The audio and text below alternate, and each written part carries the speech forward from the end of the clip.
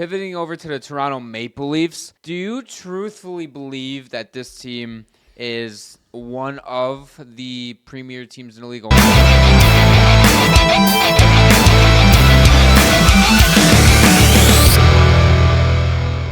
Welcome back to another episode, you beauties. I'm Zach, joined by Preston. We have a very jam-packed and fun episode for you guys. First off, how are you doing today? I don't like hockey anymore. The Sabres have ruined my love for hockey. Ruining 2 generations of hockey. It sucks. We'll get into the Sabres stuff a little bit later, but there was huge news that came out yesterday. Yeah. The Rangers freed up $8 million in cap space by trading Jacob Trouba to the Anaheim Ducks.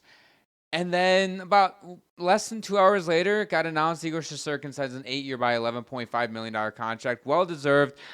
I mean, that's a good deal for the Rangers, dude, I think. Give him a blank check. I'm surprised he took 11.5. I mean, he hasn't been playing well lately, so. Yeah, but, it's still Igor Shesterkin. Last season, to start the season, he didn't play well, and then All-Star break on, he was an absolute demon, including the playoffs. Maybe it was just the thing, he just wanted to get it over with. Maybe he was eating on his mind a little bit.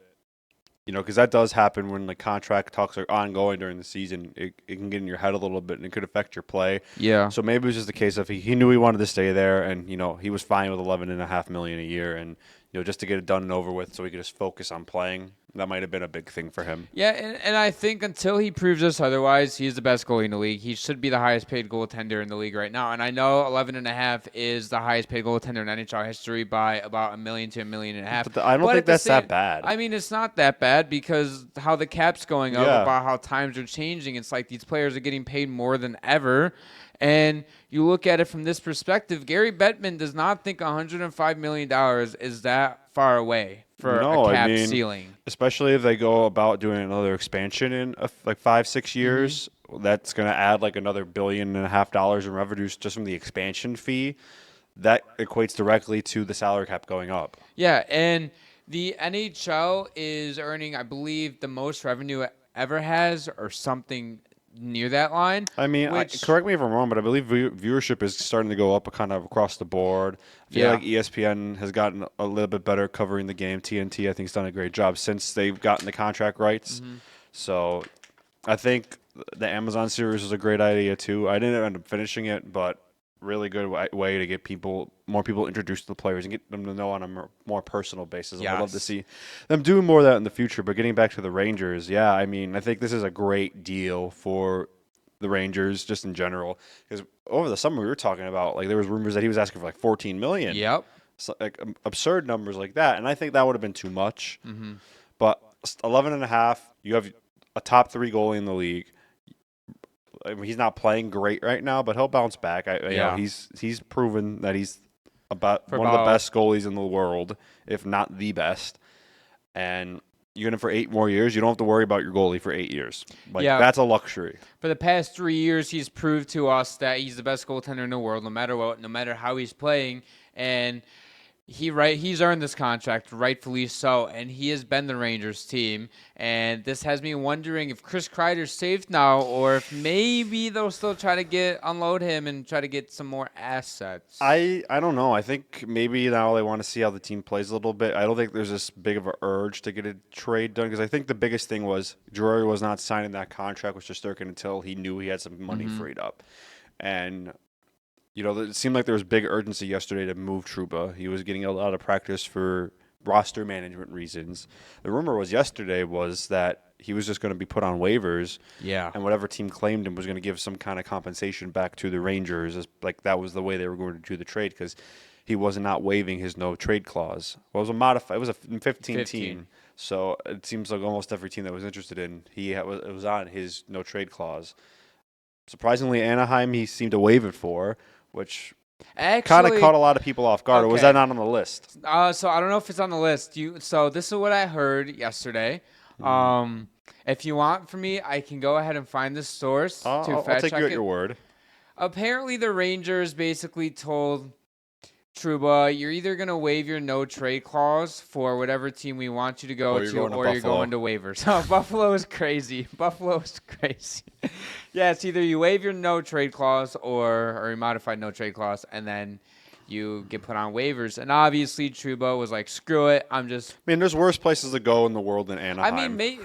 That's true. Maybe Anaheim wasn't on it, or maybe they threatened him and he was on it. He's like, you know what, screw it. Like, I'll go to sunny California and just play with Ratko Gudas, blue line. God, they're going to kill people. They're going to murder people. You're going to have Ratko Gudas screaming at guys' faces and bullying them in front of the net, and the Trouba's going to be doing the torpedo check. This is like the way the Rangers handled the Trouba situation was horrible. I thought it was disrespectful, especially as a way to treat your captain. Yes. This isn't just some random, like, middle of the pack defenseman on your team. He's your captain. Whatever. He's your captain. You paid him $8 million a few years ago, and well, I believe he just became captain last season. Was his first year as captain too. So new-ish captain. So, but still, I mean, he's a leader in that room. You know, he's earned that respect, and I thought it was a little disrespectful the way they treated him. And honestly, I like this move for the Ducks. I know they give up a pretty decent. Wait, you do? I think he's going to help them get more physical and harder to play against. Yeah, I mean, from an on-ice perspective, they still have a ton of young players. Mm-hmm. He's a leader. He's a captain. You know, he's been on really good teams. I think he's going to be a good voice in that locker room. They did need blue line help badly, though, too. I know they have a couple guys on the blue line. I believe Zellweger is up. They have Mintyukov, and now you get Gudas last offseason. Now bring in Trouba in the middle of the season. So, I don't know. I think their blue line is definitely going to be they have some older guys mixed with some younger guys, which I think is huge for development for the younger guys. Like Mintyukov, I love him. I love him so much. And then I think up front in your top six, I think you have enough talent. Like the Ducks team is not good now, but they have enough talent where you can see the promise and see the future. Yeah, I with this mean, team. just look at their forwards. Like the prospects they have is insane. I really hope they don't mess this up.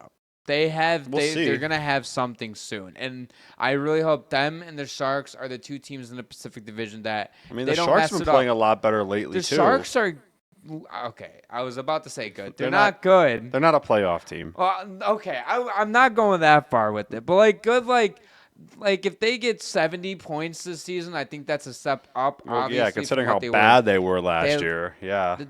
I don't even know. Did they have 50 points last season? I think that 49. They were awful. They didn't get to 60. Yeah, they were really, really, really bad. I think their wins were like in the 20s, maybe low 30s. I think they had 21 or 22 wins. Yes. They were horrible. I mean, Macklin Celebrini's looking like the #1 overall pick. He's been really good. He's looked great. And ever since he came back from injury, he's over a point per game. Yeah. He's making a case for the Calder Trophy once again. And I know maybe him being out for 2 to 3 weeks hurt his case a little bit with how Michkov is playing and with how Sankoven's playing, with all of these rookies actually playing well. Right now, personally, I'm going with Dustin Wolf with how he's playing in Calgary. He is that Calgary Flames team. But Celebrini, man, like he had a 2-goal night a few nights ago. Absolute beautiful shots. He has a really good shot. Yeah. Like an elite. He's going to have an elite shot in this league for 10+ years. Yeah, definitely. Yeah, but getting back to the Ducks just again real quick, you know, they're Trevor Zegras looked like he had a pretty bad injury the other night. Yeah. Any word on how long he's going to be out for? I don't know. I'm going to check that real quick for you. They're still doing testing to figure out how bad the injury is. I didn't see the video of it. What did it seem like he hurt? I think it looked lower body. I don't really remember. I just remember like it immediately, like the team knew it was not good. Yeah, so Zegras last night went into the Honda Center on crutches.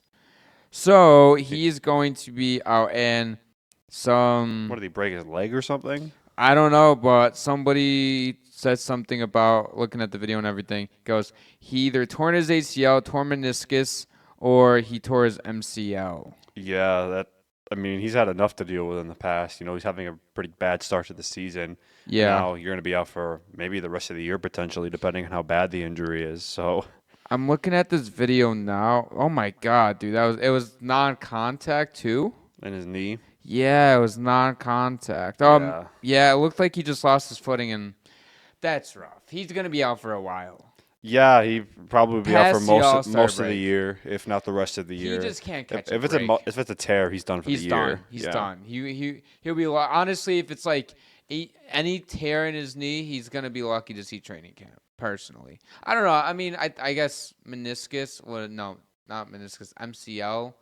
I don't know. I mean, any of those knee injuries, like It's any going of to the be tough to muscles, come back. Like, he's already having a bad season. On top of it, now you're going to be out for 2 to 3 months at minimum because we still don't know what the test back. By the way, if you guys are listening or watching the episode and you guys like have word on what it is, please comment it. We'd love to interact with it. I mean, maybe by the time this video's uploaded also, or by the time you're watching it, if you're watching it like Monday or Tuesday, it's going to be uploaded tomorrow on Sunday. Today is December 7th, so we might have some clarity on that by now, but as of time we're recording, we don't really know I'm hoping what the injury is or how long it's going to be out. Yeah. Hoping for the best case scenario just for his sake.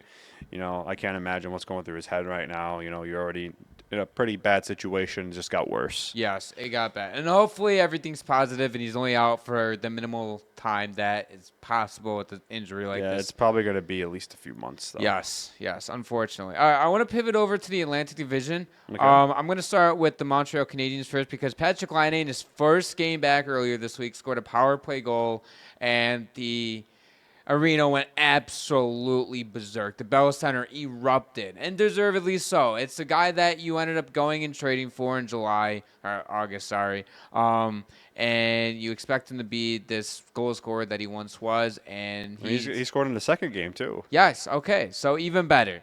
So right now, if he plays the rest of the season, I don't think 30 goals is out of the question. I know it's gonna be tough, but I mean, of Laine's caliber, I think it's great. And the Canadiens are better with him on the ice. The NHL is better with him on the ice. He's an electric player, man. Oh yeah, he's a pure goal scorer. I mean, just between him and Cole Caulfield, and I mean, the Canadiens are already a really fun team to watch because it's all gas, no breaks. Yep.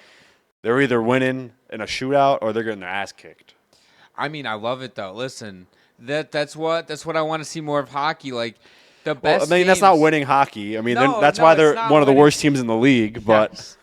That's not winning hockey. I will say winning hockey is when you're winning those close, tight games, and it's a tight checking game, and it's well, if you need a score 5 or 6 to win, you take it. I mean, Montreal definitely has the firepower to it, and Laine is just going to add to it. Yeah. And I don't think there was any team in the league Laine could have gotten to help get himself back on track. I think Montreal was one of the better spots for him, just because they're going to let him play free and play his game. And he fits that system perfectly. Marty St. Louis over there knows what type of players he has with Caulfield, Slavkovsky, Suzuki, and now you add Laine.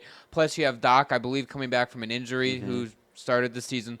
So having firepower up front, bringing in a perennial 30 to 40 goal scorer when he is on the ice is huge for the Canadiens. And I get on the back end, you have Hudson, and your blue line isn't good. And I love Premu. Montembeault hasn't having a great season. By the way, congrats to Montembeault for making the Canadian Four Nations roster. Probably won't touch the ice, but no. But I mean, listen, you never know.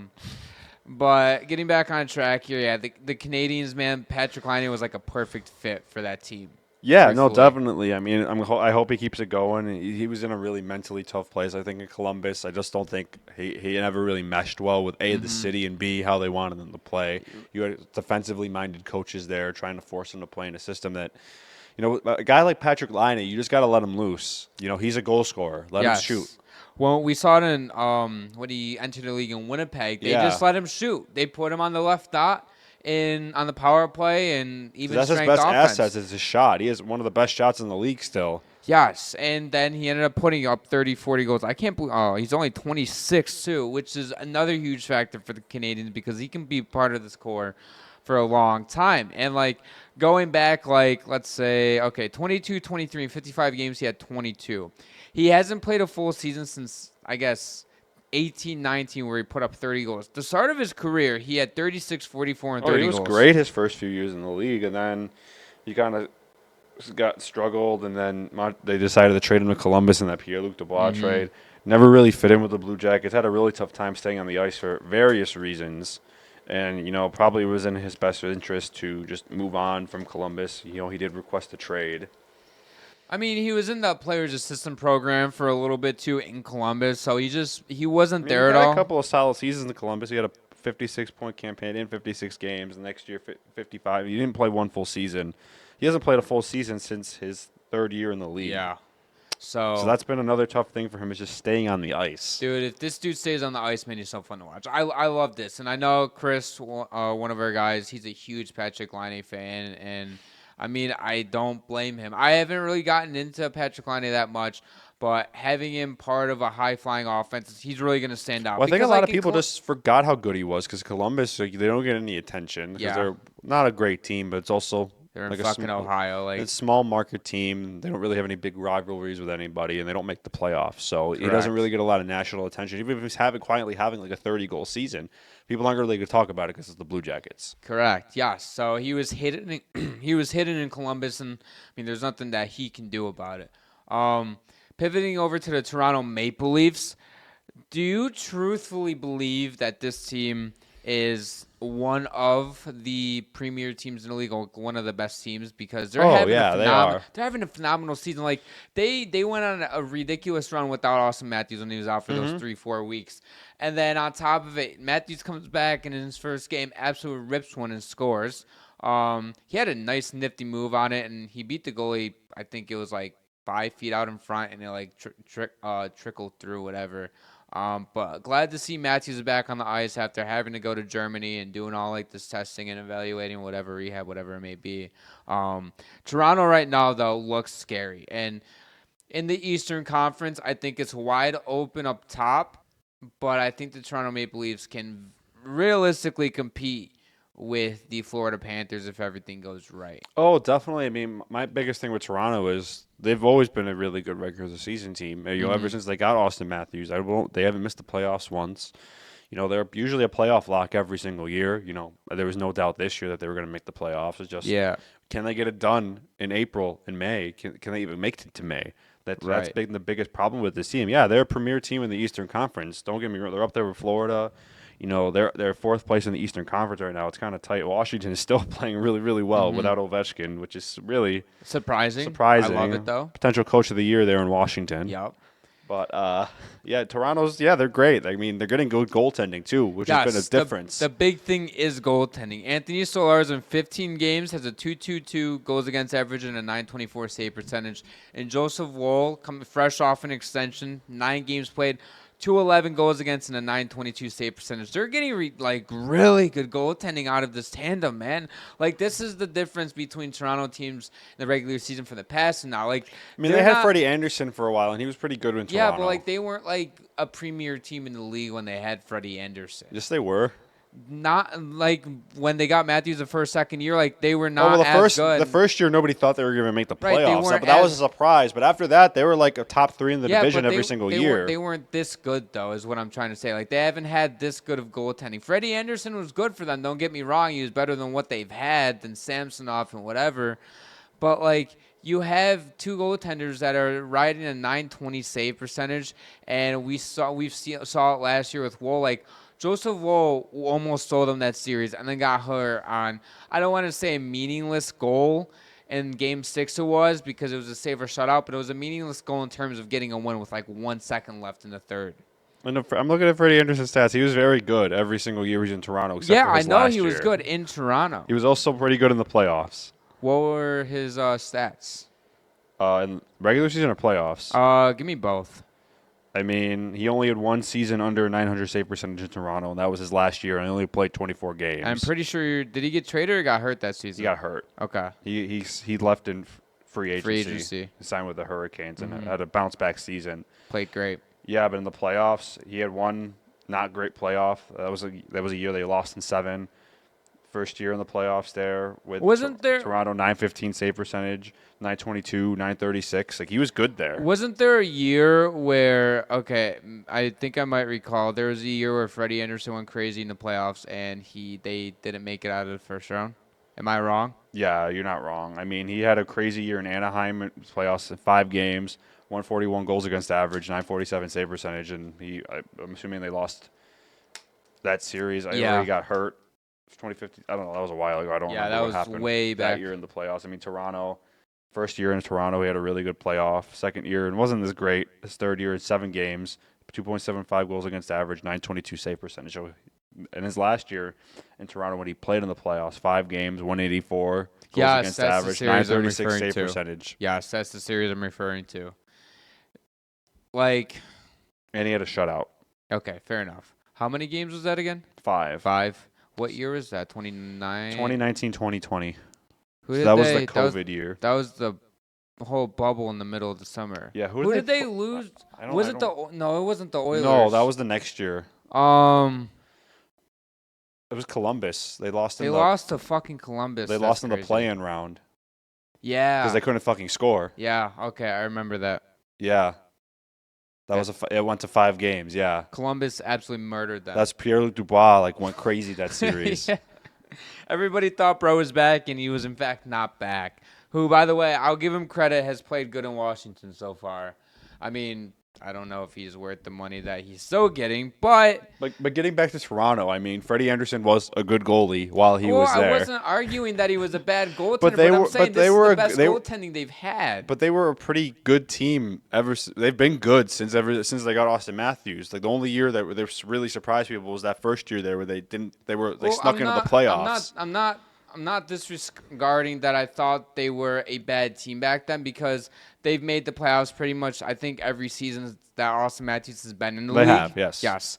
But I'm just saying, like, to have this type of goaltending, like, you had Freddie Anderson back there, okay?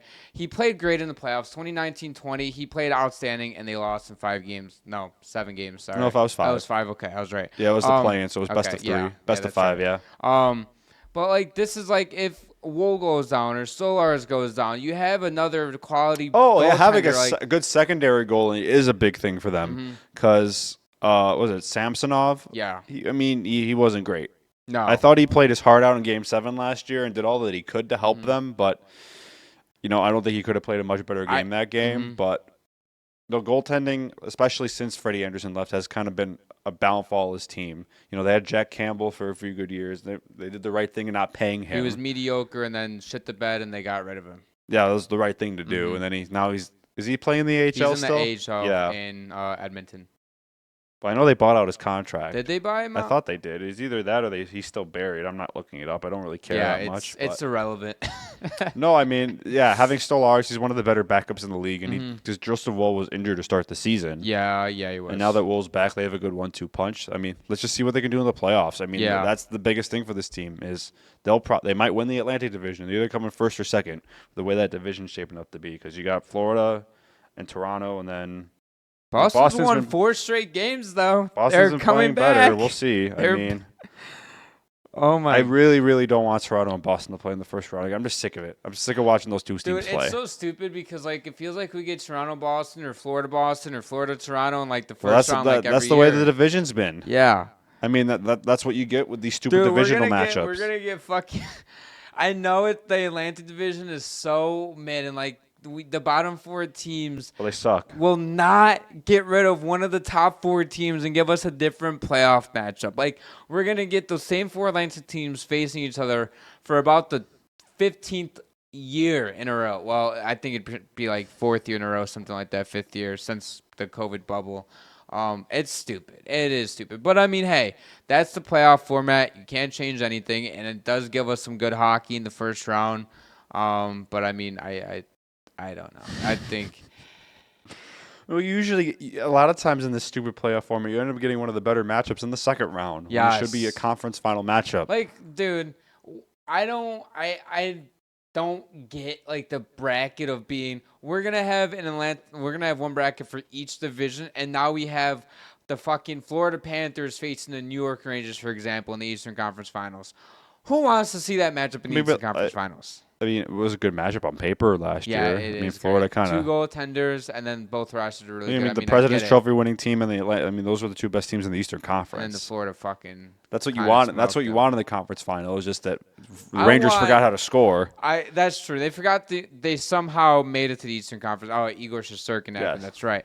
But my point being is, I would like that matchup in the second round personally. But then. Maybe it's me being rivalry biased with wanting Florida and Toronto or Boston and Toronto in the Eastern Conference Finals potentially, or something like that, or getting a Devils Rangers Eastern Conference Finals would be absolutely sick. But it can't happen unless one of those teams end up in the Rangers end up being a wild card. They could end up in the wild card team division right now. So. Well, they're the first, so they would be playing right now. They'd be playing Toronto in the first round, so they would end up in the Atlantic bracket.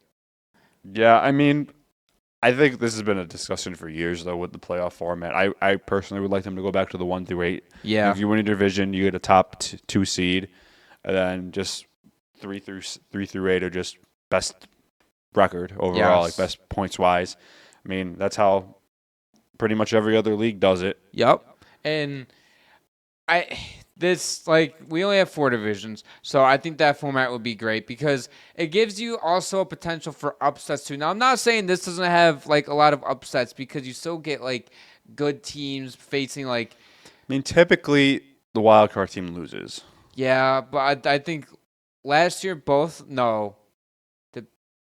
in the East, Washington got killed. Who was this other wild card team? It was Tampa Bay. They lost in the first round, right? Yep. And then Vegas lost to Dallas. And then I remember who was the other wild card team in the West? Was it Nashville? No. Yeah, it was Nashville. Yeah, it was Nashville. Yeah, and they also lost in the first round. I mean, to Vancouver. Typically, the wild card team loses in the first round. Every once in a while, you get an anomaly like the Panthers when they were the 8 seed and they went all the way to the Cup final at the right time. Yeah, but typically, usually if you win your division, you usually have a pretty good path to at least a second round. So we're both set on just fuck it. Go back to we wish they would go back to 1-8. Yes, I do wish we'll go back to 1-8. And I'm pretty sure the NHL has stated that they're not changing the playoff format. It's like said that, yeah. Yes, it's been brought up to change it, and it's been shut down right away. Well, part of the problem with the older bracket was, especially we had 6 divisions back then. So, and usually there was for a while the South. I don't know if you remember the Southeast division. I do. Yeah, it was usually dog shit. Mm-hmm. Usually the team that won that division, I think Washington was in that division. Yeah, they usually won it Washington every year. was. And in the weird case that they weren't, usually you'd have like a team that is the 3 seed that should either may not even be good enough to beat the playoffs normally, or they're like the 7 or 8 seed and suddenly they're the 3 seed and they have home ice advantage. Yeah. Like the Southeast was ass, and then you had the Northeast division, which at one point was disgusting. I mean, the Northeast division was it was Boston, Toronto, Montreal, Ottawa, and Buffalo. Yes. And then there was the third division was the Atlantic. I Atlantic, believe. yes. It was the Islanders, the Rangers, the Devils, I think the Penguins, and I want to say it might have been Washington. No, it was Philadelphia. Flyers, yes. Yeah. It was Philly. And the Southeast was Washington, Carolina, Florida, Tampa, and Atlanta. Yes, Atlanta, who made the playoffs once in their franchise history and got swept. They got their ass kicked. Yeah. And Columbus and Detroit used to be in the Western Conference. Yes, they did. That was horrible. That travel schedule. Oh. Dude, they were like, it was like those two were like they're so far apart, but then now you have like the Western Conference is so spread out because you have the Eastern Conference feels like it's not all in one area, but it's all the Eastern Conference, all the East Coast teams. Like that's how it should East be. Coast, right? And then now you have the Western Conference, but you have Columbus and Detroit on in the Eastern time zone. Well, it used to happen a lot. Well, more so with Detroit than Columbus because Columbus didn't make the playoffs. I think they might have made the playoffs once and they were in the Western Conference, and they also got swept. Yep. But you would have Detroit they'd have to play like Anaheim in the first round, and they have to go East Coast, West Coast in the first round of the playoffs. And usually the only time you really see that happen is like the Stanley Cup final. Yep, exactly. And then on top of it, the Detroit and Colorado rivalries too, the entire 90s, and early 2000s. So you would have to travel back and forth with that. So, and I'm glad with getting. But Columbus and Detroit were asking for a while to be taken out of the Western Conference because the travel was horrible. They had to travel like twice as much as any other team in the league because they had to keep going to the West Coast. Because now the way it is, every team goes to at least the one building in the league at least once. So for all the Eastern Conference teams, they only got to go to California once, Western Canada once. A team like Detroit, you got to go maybe 2 or 3 times in a season. Yep. And it is nice too because if you're playing a back-to-back, for example, like back then, let's say Detroit's like, you know what, we're going to go play Anaheim one night, but then now you have to go play St. Louis another night. Now, I don't think they really – I don't know how often they did that. I don't know either. Because you have to take – like if they had a back-to-back, it would probably be back-to-back like San Jose and Anaheim. Yeah, I don't think they'd be that cool of them. Geographically close. Yeah.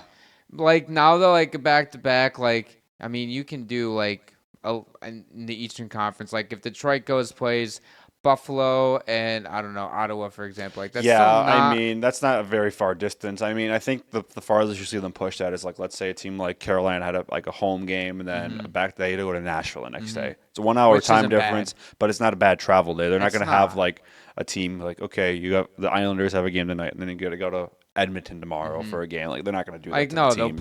they'll put a day in between, and maybe they'll. And then usually they'll play like Edmonton and Calgary and Vancouver all in Yeah. that block.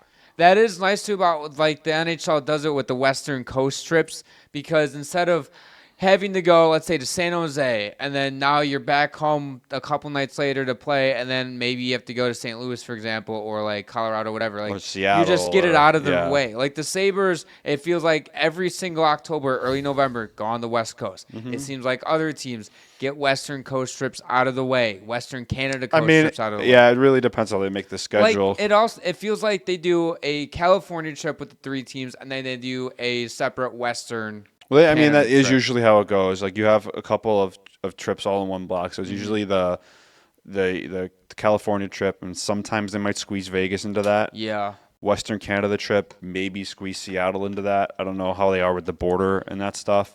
Then you have like Colorado, probably Utah, Nashville, St. Louis, all in that one area. Like usually the only time you don't see a big block is like the central time zone teams Yeah. like Minnesota, Nashville, They're all like Winnipeg.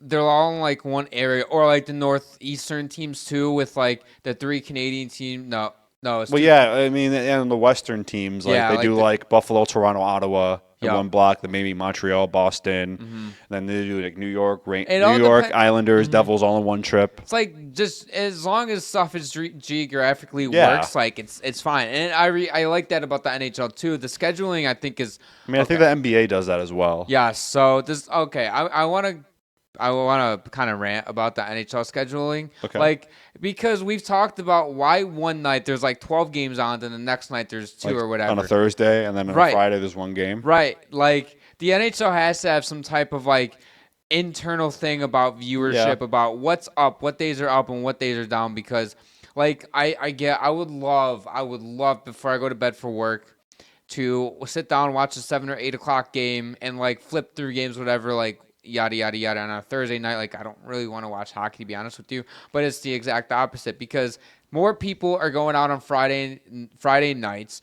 More people are probably at home. They want to watch something later after they get home from work, so they sit down. Hockey fans watch hockey, and then on Saturdays they run matinee games when people are off from work, whatever, and then they run the later games Saturday into Sunday. And honestly, I kind of get it. I don't like it personally, but I understand why they do it. And I mean, I think the only days the NHL tends to avoid are Sundays. In general, usually maybe you have a couple early games, depending, especially if you have a city that has an NFL team as well. yeah, Like in Buffalo, like the Bills have a 1 o'clock game. The Sabres are either not playing till like 7 or 8, or they're not playing at all. and if their games are scheduled at that time, they'll move the Sabres game to a different time during that day. Yeah, or they'll like have them on the road if they even are playing on the same day. Yeah. So like, I mean, that only really happens though in cities with like multiple professional sports teams, usually NFL, because a lot of the NBA and the NHL teams share an arena. Yeah. So they kind of have to correlate that schedule together too. And I mean, maybe in a big city like New York City where it doesn't really matter because there's just so many people. Or Los Angeles, yeah, like people are going to go to the game anyway because there's just so many people over there. But like in smaller cities, like yeah, more people, especially in Buffalo, more people are going to watch the like Bills and the Buffalo, Sabres. like Nashville, for example, too could be one. So, holy shit, I was gonna say something, But it's also I lost from a my train of ratings thought. prospect too, because I mean, because there's only one NFL game a week for your team. Yeah. And more people, even if the team's not the greatest, people are more likely to watch that than 1 out of 82 hockey games. I will say, it does feel like after the NFL season's over, we do get more hockey games. Yeah, on Sunday. yeah. Well, that's when they start doing like the Sunday afternoon games because that TV scheduling opens up. Because I mean, the NFL belongs to Sunday. Sunday belongs to Yes, the NFL. that is their premier. Like Sunday is the NFL's day, and then I get their Thursday and Monday Night Football, but like that's I different. think Monday Night Football is only thing really if it's a team like that has an NH like that is like another two team city. Like outside of it, it doesn't really matter because it feels like the NHL does schedule a lot of Monday games and Thursday games. I mean, typically, I believe the heavy days are usually Tuesday, Thursday, and Saturday. Yes. Okay. So, yeah, I mean, they usually have like the TNT games Wednesday night. Is Monday? No, Tuesday's ESPN, right? Yeah, Yes. Wednesday's TNT. And then Thursday they usually have ESPN Plus games. Saturday, Tuesday, Thursday, Saturday are the big NHL days, and then once the NFL season's over, they'll start having more games on Sundays. They'll have like the national broadcast, like 1 o'clock, 2 o'clock Sunday showcase game. That's usually on ABC because you don't have the NFL to worry about. College football's over too, so you can broadcast games on a Sunday. You got it to yourself, man, for the most part. Well, yeah, you got the NBA, but I think for the most part, the NBA and the NHL try to work together, especially because ESPN and TNT, they also have the NBA broadcast packages too. TNT doesn't anymore. Well, no, this is the last year they're going to have it. Yeah. So you're going to work with them too. So like if ABC is going to carry like an NBC, like I don't even know what I'm saying. If ABC is going to carry like an NBA like matinee game at like noon, and then TNT might like okay, we'll broadcast the national game Sunday like at 3 after that basketball game's over. Or the ESPN might have a back-to-back with the NBA and NHL. They work together because I think all the leagues want to make money and they want to help each other out and not screw each other as much as they can. And like the NFL's like, oh, you have Christmas games, NBA? Well, we do now too. Yes, it does feel like the NBA and the NHL, especially for the playoffs, they want to work with each other. Like they don't want to do like a, let's say, Celtics and Knicks playoff game, and then that's like an hour later a Bruins versus Toronto game starts. Like obviously like in Toronto. I mean, sometimes that's unavoidable just with how the scheduling goes. Of course. But especially like when you get to like the conference finals and like the Stanley Cup final and the NBA finals, that you try to make sure that you're not having games on the same night. And I think the playoff scheduling for the NHL in terms of on days, I think it's fine. The one thing that I do have a gripe with is like in the first round, I get you have to fit games and you want them in your own spot. Like having a fucking playoff game at like 4 o'clock in like the middle of the week. Oh yeah, I mean it is what it is. It's the same like the MLB does it. Like it feels like the professional sports are like going to that. Like they don't want to have 3 playoff games going on at once. I mean the NHL typically only does it with the first round, especially usually in the first 4 games, the first round. Because then after that, you don't really have to worry about having to get 4 games in. Well, they try to they nationally televise every playoff game too. So during like a Tuesday or a Wednesday night, they'll have games at like, I mean, I don't know, like True TV, USA, and then on a Saturday, if you have 4 games, you could have them all like on ESPN or TNT. And I will say on the weekends, it is nice having a game at like 1, 4, 7, and 10, like on each. Yeah, they try. That's why they do it. But they usually only do it for the first round because there's 16 teams. Like there's 4 games every day. You have to fit games in. Yeah. So I mean, I totally get it from that aspect. It's better than having like a game at 7, 7:30, and then 8:30 and like 10 o'clock. You know what? That's a good point. I would much rather now I'm contradicting myself because I know I said I hated the way that it has it like that. Thinking about it, I think it's better to have it how it is than having a game at 7, 8, 8:30, and then 10 o'clock. It's like the 8:30 game's just going into the third period. When the 10 o'clock game starts, they're going into the second intermission, and it becomes a whole mess. We've been going on this for a while. What's that? We've been going on about this for a while. I don't even know if it's that interesting for people to listen to. Dude, I don't know, but I find this stuff fascinating. Whatever. It is fascinating because it's just like stuff to look into. How do you feel about talking about the Central for about the 25th straight week? I mean, because that was it's not because I know we talked a lot about the Wild and a lot about the Winnipeg Jets. I want to talk a little bit about the Dallas Stars before we end things off because apparently there was an inside source of the Dallas Stars that said that they were actually looking to trade for Malkin after they found out Tyler Seguin is out 4 to 6 months with an injury. Is Malkin available? I don't know. Everybody but Crosby is available, but Malkin has come out and said that he wants to stay in Pittsburgh for his entire career. Well, he has a full no movement clause. You'd have to move heaven and earth to get Malkin. Yes, but if I'm Malkin, I'm like, fuck it, I want a Stanley Cup. And I think with he already has 3 of them.